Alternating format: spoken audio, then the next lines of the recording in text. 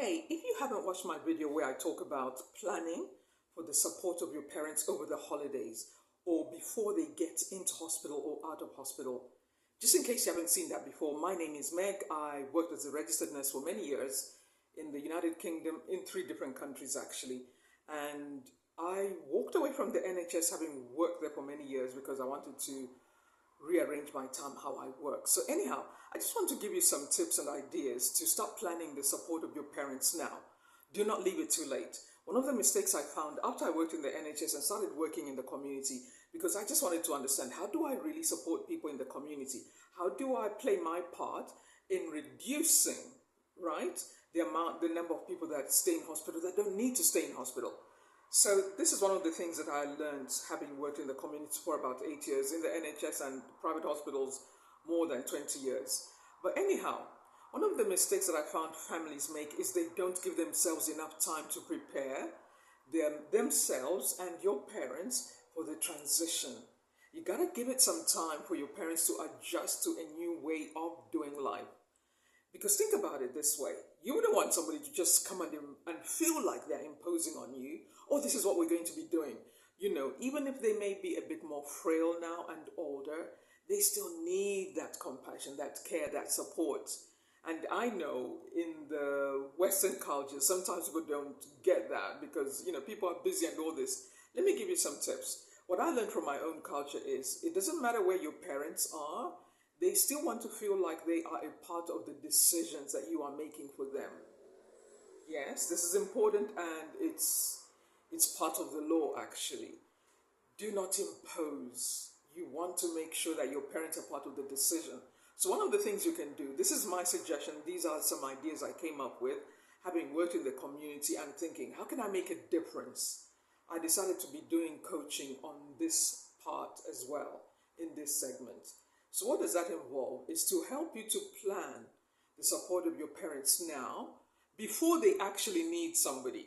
That's many of you, many of you need to get on my coaching program or the workshop. You can come to the workshop or you can come to the coaching. You know, you can choose which one is better for you. The workshop is where we are together, we're answering questions, and it can be like 2 or 3 hours, depending on the plan and what your need is. I would structure your workshop for you to fit what your need is. But you can also come on the coaching, which is also personalized, tailored to you, unique to you, because every family is different. Having done this in 8 years in the community and then 20 plus years in the different types of hospitals in different countries, everybody is different. We're all unique. You may have the same medical conditions long term, but every individual responds differently. So you want to, number one, prepare ahead of time. Do not leave it until it's like panic station, right? That's one of the mistakes families make, because you haven't had time to process, who do we actually need? Do we need an agency?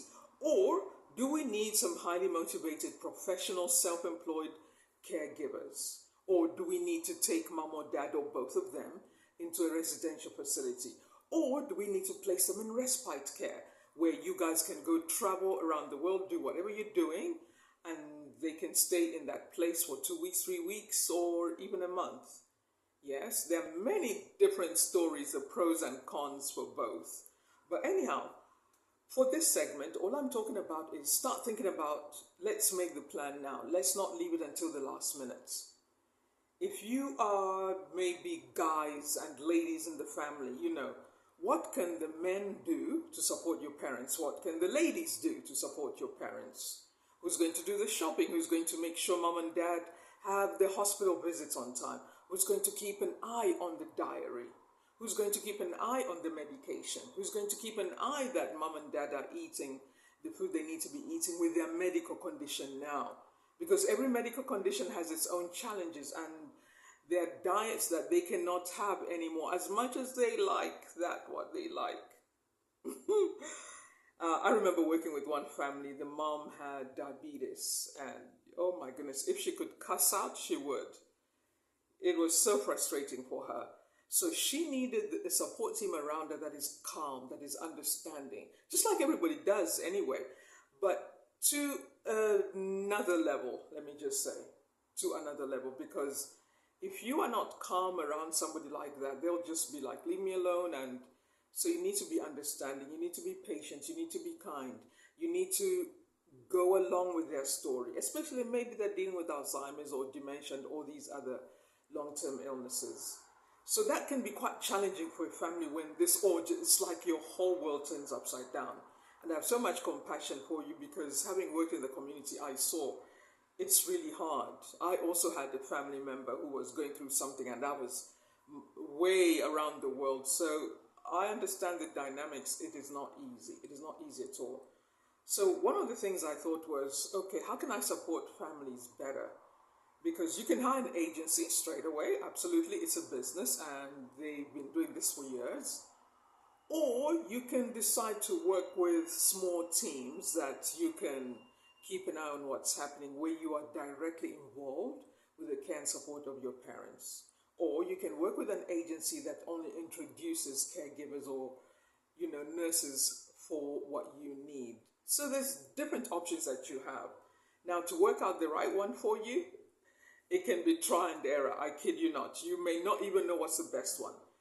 So here's where my support for you comes in. Instead of trying to figure it all out and spend a lot of time, a lot of try and error and all the unnecessary stress, what about we sit down and we look at what medical conditions you're dealing with, what is required, what the doctors are saying, because that is where my experience comes in. Having done healthcare for many years, working in the intensive care department, working in the orthopedics department, whole range of conditions, I can come and support you and show you, okay, this is what could be expected. And this is what you can start looking at. Maybe they're getting into hospital now, right? And this is the type of surgery that they're going to get. They will need to come out at a certain day. And I haven't worked in the hospitals for a long time, but one thing I know that hasn't changed, and having worked in the community as well, is that if there isn't a proper plan in place for when your mom or dad leave hospital, the hospitals won't let you take your parents home. They will not accept that. They will not even accept, because they have a duty of care, to release somebody into the community without a proper care package in place that can be followed up. Your parents are going to stay in hospital longer than they need. That is why I know I should have been doing more of these videos, but anyhow, I actually took a break because I do different types of coaching. But anyhow, what you need is a plan in place that is solid and that is reliable and dependable. And this is something you can do ahead of time. You don't need the stress. You don't need to figure it all out. My part is to support you to plan that in place. So we'll look at a care package. What do we need to do? Do we need to get 2 caregivers? Do we need to get an agency? Which agency? Yes, because each agency has its own specialty. Some are specialized in Alzheimer's, dementia, complex care.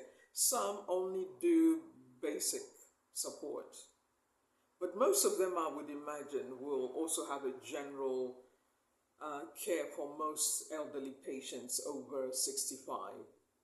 But how do you know which one is right for you? So that's where I come in. Now, what you also want to think about is this is going to be a transition area of your parents, a transition season. I was trying to think of the word. It's a transition season.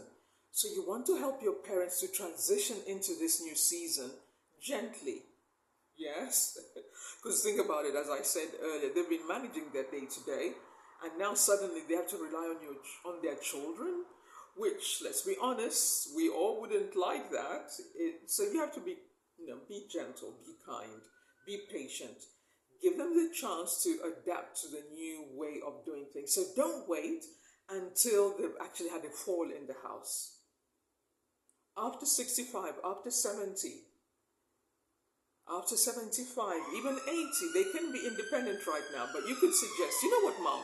We saw this lady on YouTube and she was talking about planning ahead of time so that we don't have an emergency. This is a nurse who has worked in the hospital and the NHS for many years. Would you like to have a discussion with her? And just to see, in case there's a need so that we can plan ahead of time. And just check what the feedback is. Then you can talk about it again. Just be gentle about it. And then, because this is what I observed when I was working in the community. When a parent sees that their family is paying attention to their perspective, they're more inclined to agree to your suggestions. But if it's combative, like, oh, you can't go back, all this back and forth wrangling, then they're just going to be like stonewall you, and, they won't want to cooperate. So sometimes it may feel like I'm a mediator, but what I actually want to say here is you may not even be there yet, but it's something worth thinking about. You can reach out. Listen, if this resonates with you, don't wait until it's like panic station, it's an emergency. Reach out. Let's do a consultation. Let's just do an assessment. Let's just see what's going on, how they're coping, because this is another thing. Sometimes the elderly parents, they won't let their children know that they're not coping. And when you visit, that's when you find out, oh my goodness, they're not coping. And, you wouldn't know because you've got your own life. You're busy, right? You're running your business. You're working hard. So you wouldn't know. But you want to preempt ahead of time. Especially now that Christmas is coming. What I want to say is this. If everything I'm saying is like, oh, well, Meg, I don't know. Just give it a trial. Give it like a week or two where we talk on the phone, we talk by video, we talk by Zoom, and we discuss and we go through the different issues that we can anticipate ahead of time and start putting a plan in place instead of waiting until everything goes south. That is far better for you because you already have an idea, because maybe they're dealing with hypertension, they're dealing with kidney problems or diabetes or all sorts of things, or they're at risk of falling. Yes? I remember working with one family. The sons were totally frustrated that their mom kept falling down, and no matter what they tried, it's like she was arguing with them, fighting back. She had other issues going on. So it was quite challenging to work with the family. It was like getting into a war zone. Eventually, what started happening was, no, not eventually, what was happening before I went to work with the family is they would have somebody from the council coming in, maybe 20, 30 minutes and listen, guys, I know that's what the council have to do, but it is usually not enough, just 30 minutes. You have to do what you have to do. That's just what I want to say. But can I recommend a minimum of 2-hour visits? Because whoever is supporting your parents, it gives them a chance to see what is actually going on, how they're coping or not coping. Because 2 hours is long enough at least to have a basic idea. Just to chat with them, see how they're getting on. And this person is coming in as a professional. So no decisions are being made. It's just a visit, just to see how they're getting on. Which can also be like just having some companionship. Then, mom, dad, it's nice for you to just have somebody else to talk to, discuss how your day, because it's a stage where there's a lot of loneliness, and you want them to know that you care, that even if you can't be there, you will get the right support with them. So listen, this is really about creating a support system before you need it. I hope this is making sense. And another thing you can do is consider, if you are at that stage where you've actually been getting different caregivers coming in and it's a little bit much, you're like, oh, I don't know, we're changing so many people, we can't keep track. That can be quite disruptive for any parent. So what agencies normally do is they will place a caregiver who stays with your mom or dad for about 2 weeks so that your parents adjust to that caregiver. And then that caregiver takes a break and a different person comes. Highly recommend you need to have at least 3 people who are rotating, because caring is emotionally taxing. Whether people accept it or not, this is one of the mistakes I found. Sometimes even agencies underestimate. That's why there's a lot of churn. There's a lot of turnover. Because people overestimate what one individual can do for another. Because you can be the best person, you can be the most patient, the kindest person. But 24 hours, 24/7, day in, day out, it's actually a huge risk. It's a huge risk, because if this person gets too tired and they don't get along with mom or dad, you can imagine that's not a healthy environment. Then you have to find somebody else. You have to interview somebody, and the whole thing starts all over again. So I have some ideas that I thought I'll bring to the marketplace to help families and the community to do things a little bit differently. And according to your resources, if you plan this ahead of time, it will save you a lot of headache. Because some of you, this will be the first time. You've never been exposed to this. You don't know what to do, where to start. You've heard about what others did, what worked, what didn't work. You may have had some terrible reports, what happened in the community or even in the news. So you can save yourself the stress and the headache and plan now. What can we expect? What can we do? You look at your resources. Do we need somebody who comes in just for the morning, make sure mom and dad are ready for the day and lunch is sorted for them? Then we go and check on them in the afternoon or in the evening. That could be one scenario. Another scenario could be they cannot even stay by themselves, so they need 24-hour care, as it's stated. Now, 24-hour care doesn't mean that person is going to be alert, sharp, always. No, that just means there'll be somebody who is there for the most critical part of the day, and should anything happen in the night, they're not by themselves. And it's also a smart thing. You don't have to wait until they absolutely can't cope for them to have a companion in the house. So this is a companion who would have to be police checked. Somebody who has a record, a track record, they're safe. Yes, people can change and all this, but that is why my coaching, right, is how to reduce the risk. How you can keep an eye on things to make sure that mom and dad are safe. You could be somewhere around the world. Maybe you live in the United States and your parents are in the UK. Maybe you live in Canada, or you live in the UK and your parents are in Canada. So wherever your parents are, it is worth considering this coaching program that I will implement for you. And what I have initially designed it to be is a 12-week program to help you and your parents to transition into this new phase. Yes, whether you are now making a completely new change, you're like, we have tried this hasn't worked, we will have to look at a different strategy, a different approach. Whether it means mom and dad go and stay in respite care, because sometimes that is the best thing you can do. Because at home, even if they have a professional caregiver and you can call on a doctor to come, different times of the day or night, which is very difficult because the NHS here in the UK, there's a shortage of doctors. Doctors can't come straight away. So you need somebody who has the experience, the skill set to preempt challenges and not wait until midnight to start now calling 911 because there's an emergency which could have been avoided during the day. Because during the day, that is why having somebody who's close, which is one of the care packages I must admit I'm biased towards and I'm inclined towards. When mom or dad have a long-term condition and they need regular support, they will most likely need somebody who lives with them as a companion in the house. And that is one of the best packages because you know they've got somebody there with them, somebody who's got the experience, somebody who cares, somebody who's kind, somebody who's compassionate, but somebody who also gets enough rest so that they're always alert and they are enjoying their work. Yes? Okay, so there's different ways to approach this, but what you want to do, first step is get in touch. There will be a link somewhere down below here. You can email me to one of my emails and just let me know I saw you on YouTube or wherever you see me, and I would like to discuss when can I book a Zoom call. It's a paid program, and because I want to work with people who want to take action and do the best they can for their mom and their dad. It could be both, it could be one.